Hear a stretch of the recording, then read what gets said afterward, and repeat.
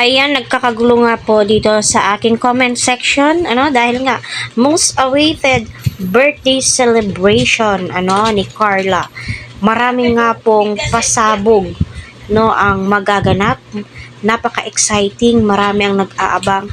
Syempre, hindi po yan magiging successful kung hindi dahil kay Kalingap Rab, Kalingap Jomar, especially mga keyboys, Kalingap partners, kasi ang effort po ng at ang walang sawang mga good Samaritan na mga sponsors, viewers, so my God, di lang po kayo ang nag-aabang, pati po ako, my God, inaabangan ko ang paglabas nga po ni Carla sa stage, at makasayaw niya ang kanyang katandem na itong si Jomar.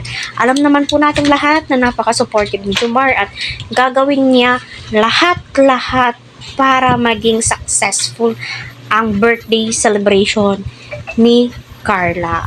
So yun po yung reaction po talaga ni Carla yung inaabangan ko.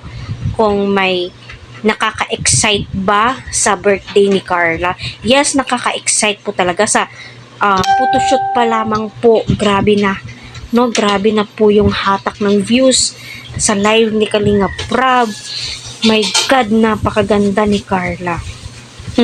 Kaya patuloy po natin silang suportahan, tangkilikin ang kanilang mga uploaded video, 'di ba? So may bagong upload po si Kalingap Rab. I hope na napanood po ninyo. At ayun, lahat ay pwedeng pumunta, lahat ay invited. So sana pinanood nyo rin po ang uploaded ni Kuya Jens. So makikita po natin, grabe po talaga ang effort ng bawat isa para maging successful at maging komportable po itong si Carla sa kanyang kaarawan. Unang-una, maraming salamat kay Kalingap Rab, sa walang sawang suporta niya at paglingap niya sa mga Kalingap Angels.